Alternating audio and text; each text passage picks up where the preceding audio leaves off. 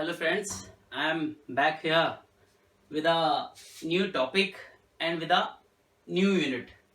तो आपने previous video अगर देखी है, आपने 11th में मैंने आपको बताया था कि मैंने 11th क्लास की सीरीज स्टार्ट करी है। तो लॉकडाउन पीरियड में मैंने 11th क्लास की सीरीज स्टार्ट करी है। तो मैंने फर्स्ट यूनिट आपके फर्स्ट वीडियो में कंप्लीट करी थी। अगर आपको फर्स्ट यूनिट देखनी है जो कि आपकी फिजिकल वर्ड थी, तो आप नीचे जाइए, आपको डिस्क्रिप्शन बॉक्स में एक आपको लिंक मिलेगा, उस लिंक पे क्लिक करिए तो आप इससे पहले वाली फर्स्ट यूनिट के बारे में डिटेल में पढ़ सकते हैं। तो मैंने उस फर्स्ट यूनिट में ऑलमोस्ट सब कुछ कवर करा। मतलब जितना आपका बेसिकली क्या होता है, फर्स्ट यूनिट में आपका एग्जाम्स में आपके मेन आईआईटीज वगैरह मेन एग्जाम्स में उनमें नहीं पूछा जाता, बट स्कूल लेवल पे आपका 1 या 2 नंबर का आपको उसमें पूछ ले जाता है, थोड़ा बहुत पार्ट उसमें पूछ ले जाता है। तो उसके बाद आती है आपकी यूनिट्स एंड मेजरमेंट। तो इसमें आपका काफी कुछ पूछा जाता है। यूनिट्स एंड मेजरमेंट ये काफी चीज है आपकी, मतलब काफी चीज, ये काफी टॉपिक आपके कवर करती है, काफी टॉपिक आपके कवर करती है। तो इस वाली यूनिट को मैं आज स्टार्ट करता हूँ, यूनिट्स एंड मेजरमेंट को। काफी इंपॉर्टेंट यूनिट भी रहती है, क्योंकि बात करते हैं अगर हम फिजिक्स हम पढ़ रहे हैं और फिजिक्स में अगर यूनिट और मेजरमेंट नहीं आता हो तो हमारा फिजिक्स पढ़ना ही बेकार है, फिजिक्स पढ़ना भी बेकार है। तो यूनिट्स और मेजरमेंट की अगर बात करें तो उसमें हमें पढ़ना क्या क्या है। तो जैसे फर्स्ट थिंग्स हमें जो पढ़नी है, यूनिट्स के बारे में पढ़ना है। फर्स्ट थिंग हमें पढ़नी है यूनिट्स के बारे में पढ़ना है। सेकंड थिंग जो हमें पढ़नी है, डायमेंशन के बारे में पढ़ना है। किसके बारे में? डायमेंशन के बारे में पढ़ना है। थर्ड थिंग जो हमें पढ़नी है यहाँ पर, आपका एरर के बारे में फाइंड करना है। किसके बारे में? Error in measurement, error in measurement. Third में हमें यह पढ़ना है। और अगर हम फोर्थ टॉपिक की बात करें तो आपका है सिग्निफिकेंट फिगर्स। हमें क्या पढ़ना है इसमें? सिग्निफिकेंट्स, सिग्निफिकेंट्स फिगर्स के बारे में पढ़ना है। तो हमें इन 4 टॉपिक को डिटेल में पढ़ना है इस वाली यूनिट में, इन वाली यूनिट्स में। बात आती है मेजरमेंट्स और यूनिट की, हमें जरूरत क्या हुई? Needs of measurement in physics. हमारे फिजिक्स में इसकी जरूरत क्या है, हम पढ़ रहे हैं इसकी जरूरत क्या है। तो अगर हम बात कर रहे हैं फर्स्ट हेडिंग डाल के, needs of measurement, needs of measurement in physics. अब फिजिक्स में इन मेजरमेंट्स की नीड क्या है भाई? क्या नीड है इसकी? नीड तो बहुत है भाई, नीड तो बहुत है। तो लोग कहते हैं एवरीथिंग मेजरेबल है, हर चीज मेजरेबल है, हर चीज काउंटेबल है। ऐसा क्या है? नहीं भाई, ऐसा कुछ नहीं है। तो यहाँ पर जो बात करी नीड्स ऑफ मेजरमेंट की, हम उसके बारे में डिस्कस करेंगे। तो उससे पहले कहते हैं फिजिक्स में क्या है, मेजरमेंट का क्या रोल प्ले करता है। आप हर चीज को मेजर कर सकते हो? आप हर चीज को मेजर कर सकते हो? तो सबसे पहले इस टॉपिक को करते हैं, क्या हम हर चीज को मेजर कर सकते हैं? अब आप लोग लॉकडाउन में घर बैठे हुए हैं, अब मैं आपको विश दे रहा हूं कि मैं दुआ करता हूं आप लोग घर में सब अच्छे से हो। मैं डेली देता हूं, दिन में 10 बार दुआ देता हूं। क्या आप उसको काउंट कर सकते हो, मेजर कर सकते हो? मैंने कितनी दुआ दी, कितनी विशेष दी, मैंने आपको नहीं कर सकते। तो हर चीज आपकी मेजर नहीं होती। तो मेजरमेंट की बात पे हम बात करते हैं, needs of measurement in physics. अब फिजिक्स में क्या मेजरमेंट की, मतलब फिजिक्स की क्या नीड है मेजरमेंट की, मतलब needs of measurement in physics. तो फिजिक्स में मेजरमेंट की बहुत नीड है, मेजरमेंट की बहुत नीड है। अब ये मार्कर है, अब ये मार्कर है, अब इस मार्क का मेजरमेंट कैसा करूंगा मैं? मार्कर का मेजरमेंट कैसे करूंगा? तो मेजरमेंट करने के लिए मुझे कुछ यूनिट चाहिए, कुछ वैल्यू चाहिए इसकी मेजरमेंट करने के लिए। तो वो सब आप इसमें पढ़ने वाले हो। अब मैं हूं, मेरी हाइट है, कैसे फाइंड आउट करोगे कितनी हाइट है भाई? मेजर करोगे, कितने मीटर, किलोमीटर, वो सब कैसे फाइंड आउट करोगे? मेजर करोगे। तो बात करते हैं नीड्स ऑफ मेजरमेंट की, क्या नीड्स है। तो साइंस, तो बेसिकली एक छोटी सी डिफाइन करता हूं फिजिक्स, थोड़ी सी डिफाइन कर देता हूं। Physics is an exact, physics is an exact science by which we get accurate knowledge, by which we get accurate knowledge of nature and natural phenomena, nature and natural phenomenon by some special quantities, तो वही कहलाती है आपकी needs of measurement. तो needs of measurement क्या कहती है?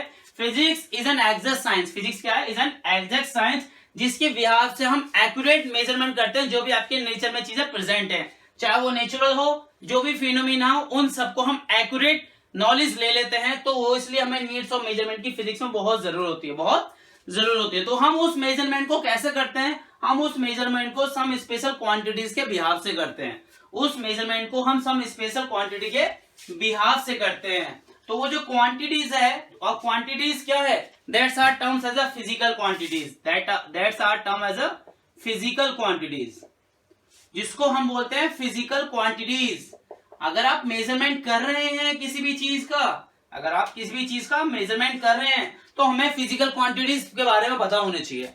अगर हमें किसी भी चीज का मेजरमेंट करना है तो हमें फिजिकल क्वांटिटीज के बारे में पता होना चाहिए। तो सबसे पहले हमें पता होना चाहिए फिजिकल क्वांटिटीज क्या होता है। आप इसको चाहे तो लिख सकते हैं, डेफिनेशन पूछी तो नहीं जाती, बट हमें पता होना चाहिए फिजिक्स के मेजरमेंट की, मतलब फिजिक्स की क्या जरूरत है, या फिजिक्स में मेजरमेंट की क्या जरूरत है। अब बात करते हैं फिजिकल क्वांटिटी। अब क्वांटिटीज की बात कर रहे हैं तो there are two types of quantities, one of them is fundamental quantities, one of them is, second कभी सुनी हो, derivative, second of them is derivative, मतलब डिराइव क्वांटिटीज बोल देता उनको, डिराइव। तो one of them is fundamental quantities and second is derive quantities. तो fundamental और डिराइव क्वांटिटीज में क्या रोल है वो मैं आपको समझाने वाला हूं। तो अगर फिजिकल क्वांटिटीज की बात करें तो फिजिकल क्वांटिटीज, दोज क्वांटिटीज, छोटा सा डिफाइन कर लेते हैं, those quantities which are used to measure directly or indirectly, those quantities which are used to measure directly or indirectly, natural phenomena or satisfy the laws of physics are terms as physical quantities, तो are terms as a physical quantities। तो basically physical quantities क्या है आपकी, those quantities which are used to measure directly और indirectly. आप physical phenomena, natural जो phenomena होते हैं उनको डायरेक्टली या इनडायरेक्टली मेजर करने के लिए जिन क्वांटिटी का यूज होता है तो वही क्वांटिटी कहलाती है आपकी फिजिकल क्वांटिटी। तो हम यहाँ पर पढ़ेंगे फिजिकल क्वांटिटीज का क्या रोल प्ले करता है, हम यहाँ पर पढ़ेंगे फिजिकल क्वांटिटीज का क्या रोल है, क्योंकि जो इस वाले यूनिट में सारा जो आपका मेन टॉपिक है, मेन फोकस है आपका मेजरमेंट पे ही है, तो हमने बात करी फिजिकल क्वांटिटीज। तो आगे बात करते हैं, they are of two types. तो ये जो फिजिकल क्वांटिटीज होती हैं आपकी टू टाइप्स की होती है, they are of two types. तो एक फिजिकल क्वांटिटी होती है आपकी फंडामेंटल क्वांटिटी, एक क्वांटिटी होती है आपकी फंडामेंटल क्वांटिटी, और दूसरी होती है आपकी जो मैंने बताई थी डिराइव क्वांटिटीज। तो दूसरी होती है आपकी दूसरी जो आपकी होती है डिराइव क्वांटिटीज। तो यहाँ पे ये दोनों मेन रोल पड़ती है। आप जो यूनिवर्सल मेजरमेंट की बात करते हैं तो दो जो मेन रोल प्ले करती हैं आपकी ये क्वांटिटीज करती है। तो one of them is fundamental quantity and second is derive quantities. तो फंडामेंटल और डिराइव क्वांटिटीज में क्या रोल प्ले है, अब इनके बारे में थोड़ा सा डिस्कशन करते हैं। तो इधर वाले पार्ट को मैं रब कर देता हूं, इसकी जरूरत हो तो आपको लिख लेना, तो पता होना चाहिए what are the physical quantities. तो अब फिजिकल क्वांटिटीज के हमने दो टाइप्स बताए, one of them is fundamental quantities, another is derive quantities. तो पहले हम क्लियर करते हैं what are the fundamental quantities. Fundamental quantities. अब बेसिकली जो क्वांटिटी की बात करते हैं तो समटाइम्स क्या होता है, कुछ क्वांटिटीज किसी पर डिपेंड करती है और कुछ क्वांटिटीज किसी चीज पर डिपेंड नहीं करती। तो बात आती है फंडामेंटल क्वांटिटीज जो होती है, those quantities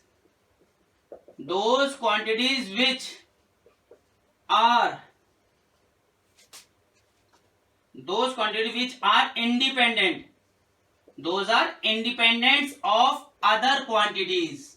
Those quantities are independent of other quantities are terms as a fundamental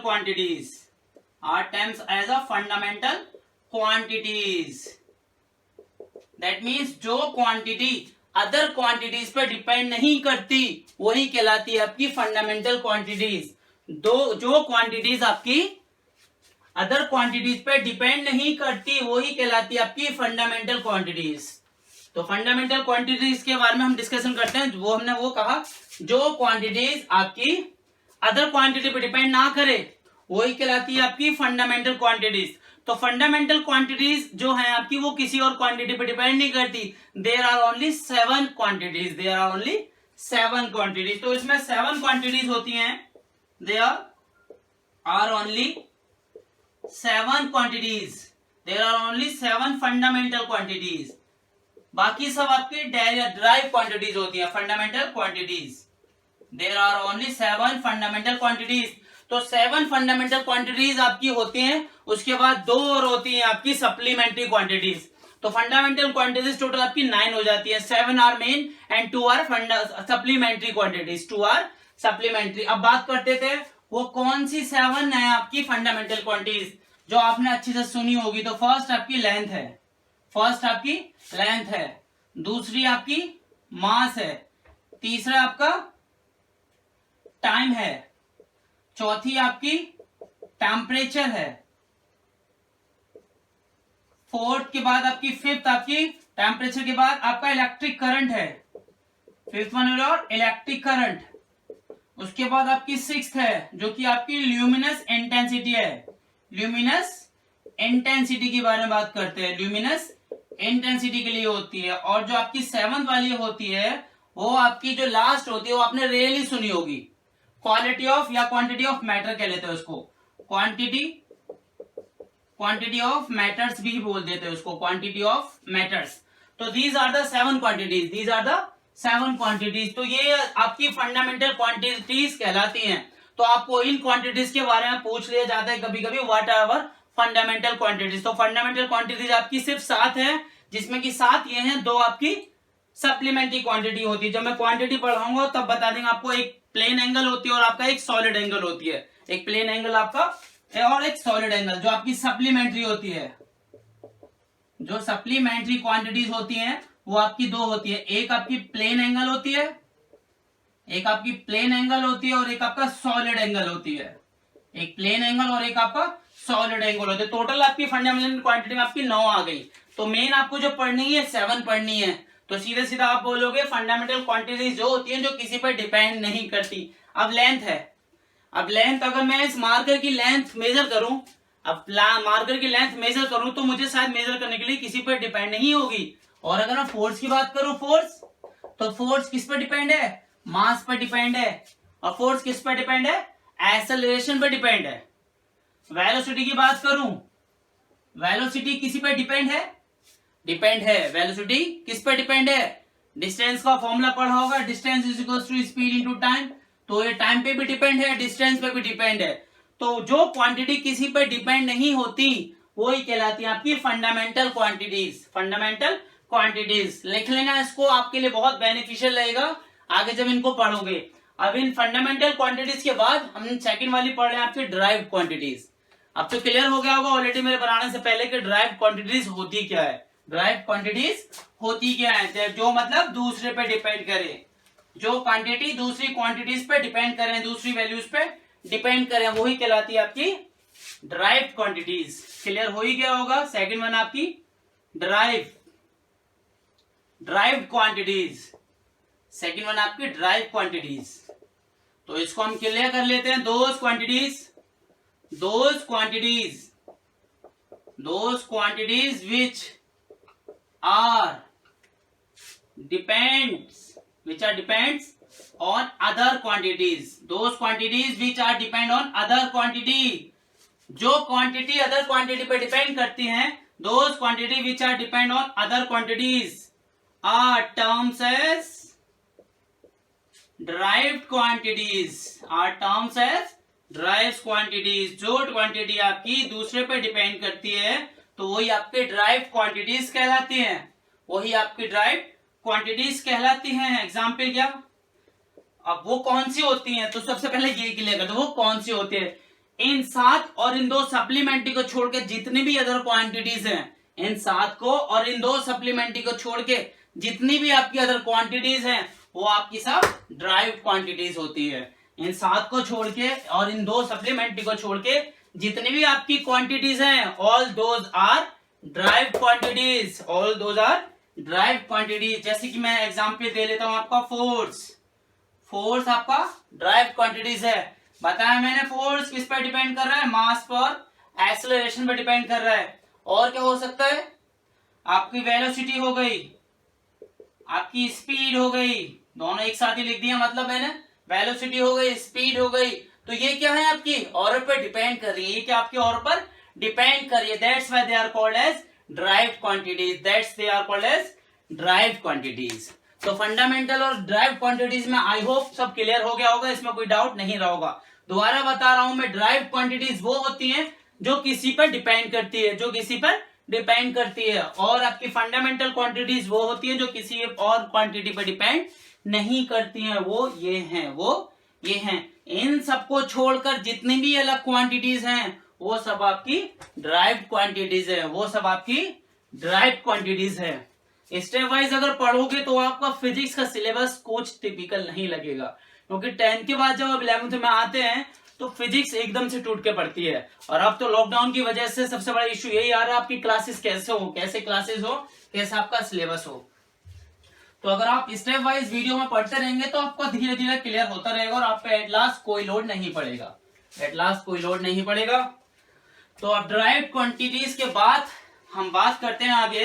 ये तो हमने बेसिक पढ़ लिया, अब हम मेजरमेंट पे आ जा रहे हैं। जब हम मेजरमेंट करेंगे तो हमें किस चीज की जरूरत पड़ेगी, जब हम किसी चीज का मेजरमेंट करेंगे, अगर मैं इस मार्कर का मेजरमेंट करूंगा तो मुझे किस चीज की जरूरत पड़ेगी, तो मुझे जरूरत पड़ेगी सिस्टम ऑफ यूनिट्स की।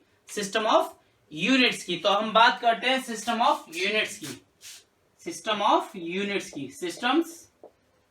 ऑफ यूनिट्स की बात करते हैं।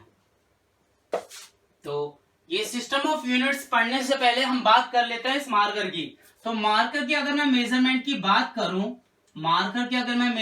बात करता हूं तो मार्कर का मुझे मेजरमेंट करने के लिए तो मेरे पास क्वेश्चन है जिसको मैंने क्यू से नाम दिया। अब इस मार्कर का मुझे मेजरमेंट करना है, तो मुझे इस मार्कर की लेंथ मेजर करनी है। तो लेंथ जो मेजर होगी उसके लिए एक फॉर्मूला हो जाता है आपका यूनिट्स के केस में NU। तो n क्या होता है, n इज योर नंबर,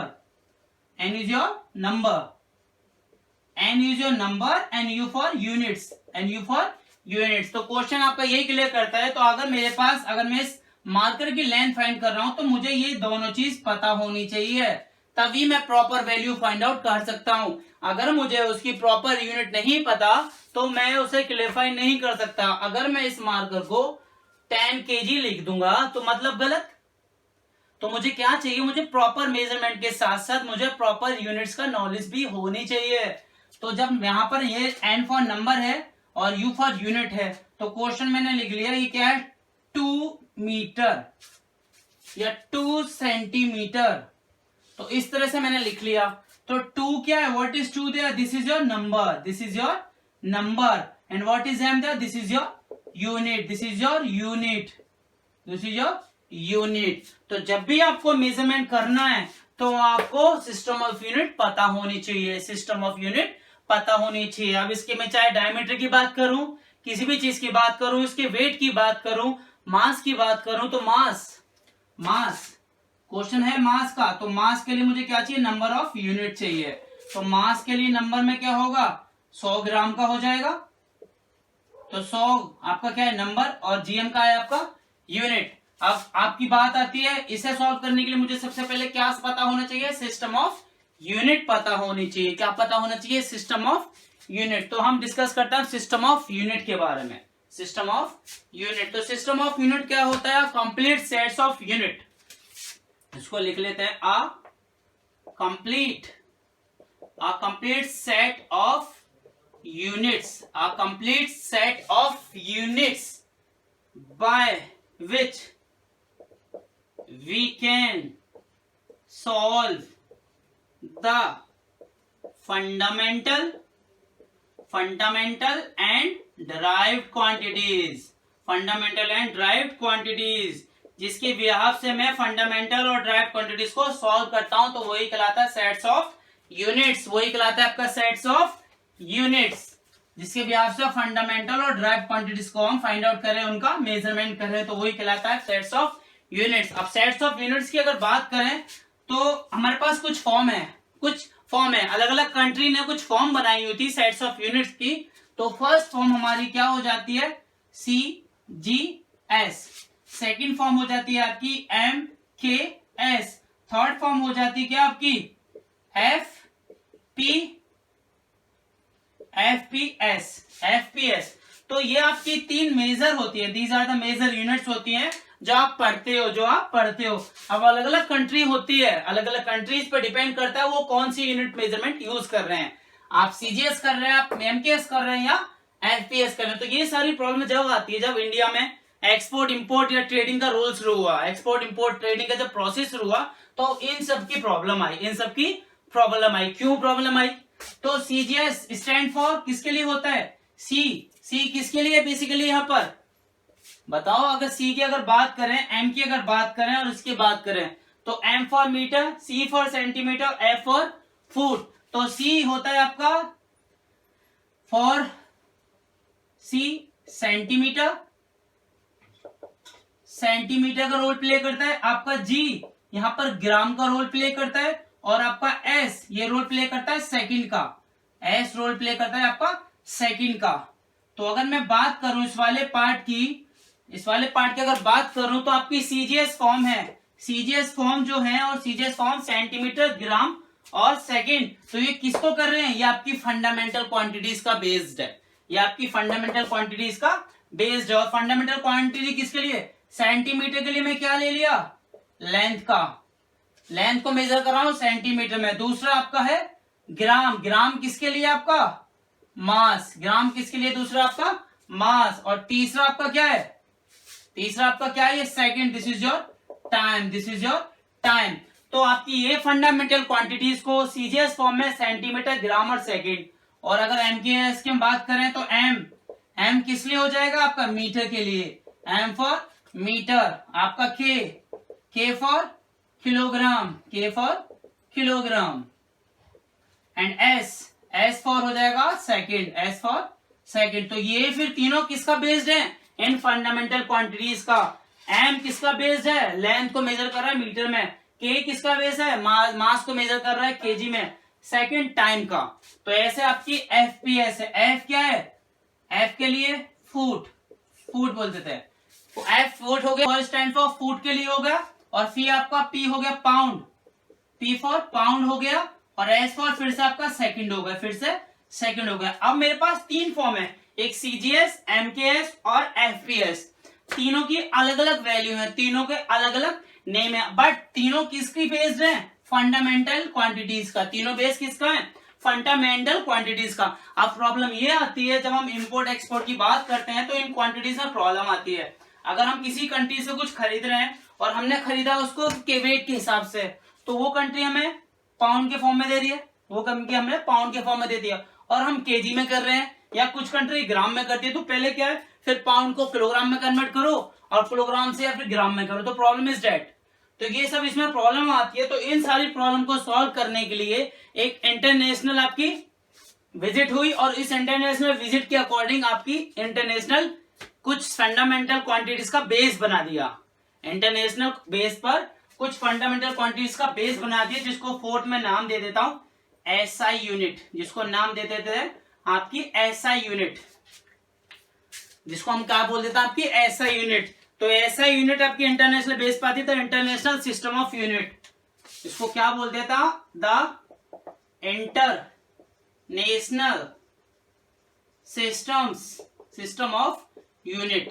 तो जब इन MKS, CGS और FPS में प्रॉब्लम आई, तो इंटरनेशनल बेस पर इन तीनों क्वांटिटीज का या इन तीनों SI यूनिट का कोलैबोरेशन कर दिया, इन तीनों यूनिट्स का या इन तीनों फॉर्म का, CGS, MKS और FPS का कोलैबोरेशन कर दिया, और एक स्टैंडर्ड बना दिया, स्टैंडर्ड यूनिट बना दी, जो कि आपको एक्सपोर्ट ट्रांसपोर्ट में प्रॉब्लम ना हो। जो आप ट्रेडिंग करते हैं, आउट ऑफ इंडिया से लेते हैं, आउट ऑफ इंडिया को देते हैं, तो वहां पर ये प्रॉब्लम आती थी। तो उसको मेंटेन करने के लिए तो आपने SI इंटरनेशनल यूनिट बना दी, सारे देशों ने मिलकर एक इंटरनेशनल यूनिट सिस्टम डिस्क्राइब कर दिया, किसका, 7 फंडामेंटल यूनिट्स का। सबसे पहले 7 फंडामेंटल यूनिट्स का। तो इधर वाला पार्ट मैं रब कर रहा हूं।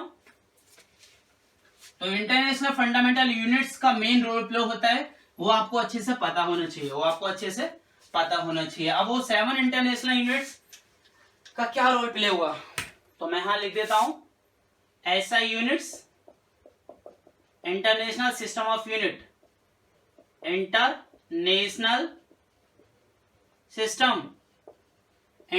Systems of unit.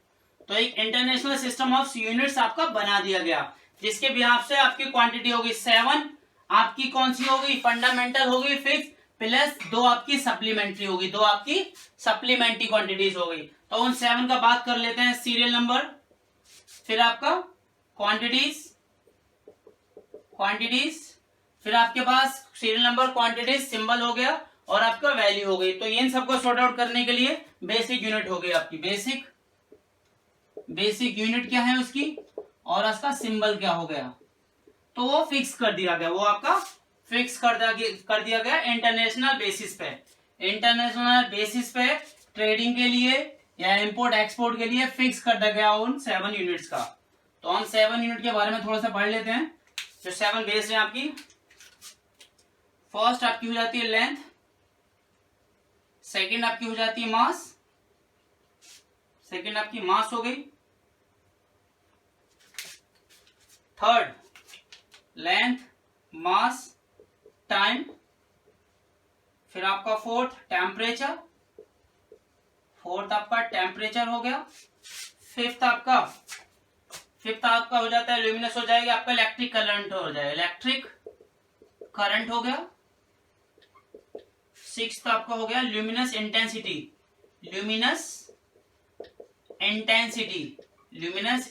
हो जाता है, और 7th वन आपका हो जाता है क्वांटिटी ऑफ मैटर।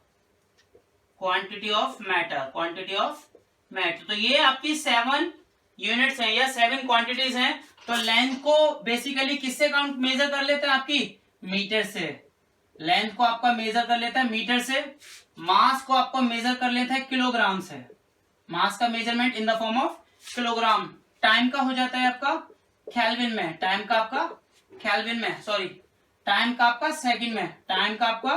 सेकंड में मेजरमेंट हो जाता है, टेम्परेचर आपका केल्विन में मेजर हो जाता है, इलेक्ट्रिक करंट आपका एम्पियर में मेजर हो जाता है, ल्यूमिनस इंटेंसिटी आपकी कैंडिला में मेजर हो जाती है, और आपकी लास्ट आपकी जो मेजरमेंट होता है क्वांटिटीज ऑफ मैटर, वो आपकी मोल्स में हो जाती है, वो आपका मेजरमेंट हो जाता है मोल्स में। तो इन 7 क्वांटिटीज के अलग अलग सिंबल होते हैं। तो मीटर का सिंबल हमारा M हो जाता है, किलोग्राम का सिंबल हमारा kg हो जाता है, सेकंड का सिंबल हमारा S हो जाता है, केल्विन का सिंबल हमारा K हो जाता है, एम्पियर का सिंबल हमारा A हो जाता है, कैंडिला का क्या हो जाता है, स्मॉल CD हो जाता है, और मोल्स का MOL हो जाता है, MOL हो जाता है।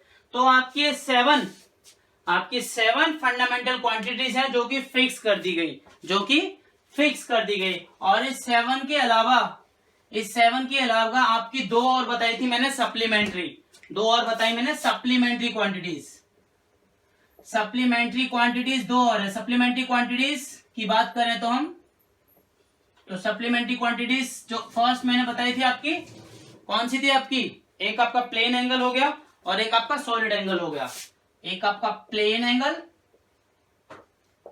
और एक आपका सॉलिड एंगल हो गया, ये आपकी सप्लीमेंट्री हो जाती है, plane angle and solid angle.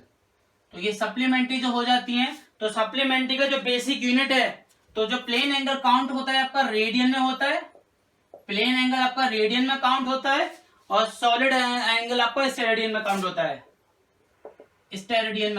है। और प्लेन एंगल की जब हम निकालते हैं वैल्यू, तो रेडियन को हम यूनिट RD के फॉर्म में लिख देते हैं, RAD लिख देते हैं, उसको RAD लिख सकते हैं, RAD, और स्टेरेडियन को हम SR से लिख देते हैं, SR से। तो these are your international system of unit, तो आपको ये इंटरनेशनल सिस्टम ऑफ यूनिट पता होना चाहिए, ठीक है। तो यूनिट्स और मेजरमेंट में आज इसको यहीं क्लियर करते हैं, क्योंकि यूनिट्स और मेजरमेंट काफी आपकी लेंथी हो जाती है। तो यूनिट्स और मेजरमेंट की मैं सीरीज स्टार्ट कर रहा हूं। तो ये फर्स्ट सीरीज थी आपकी तो इसी तरह आपकी सेकेंड थर्ड सीरीज में आगे डालता चला जाऊंगा, अपलोड होती चली जाएगी। तो जैसे मैंने फर्स्ट यूनिट में आपका पूरे एक यूनिट में मतलब एक वीडियो में खत्म कर दिया था, अब इसमें ये पॉसिबल नहीं है क्योंकि एक साथ बहुत लोड आ जाएगा। तो स्टेप वाइज पढ़ेंगे, हाँ अब स्टेप वाइज पढ़ेंगे। तो आज की वीडियो में कोई आपको डाउट हो तो मुझे कमेंट बॉक्स में मैसेज करना। इस सीरीज के बाद मैं नेक्स्ट वीडियो जल्दी अपलोड करूंगा, तो आप उसमें इस यूनिट एंड मेजरमेंट को और डिटेल में पढ़ेंगे। तो आज के लिए थैंक यू। चैनल को लाइक एंड सब्सक्राइब जरूर करना। Thank you.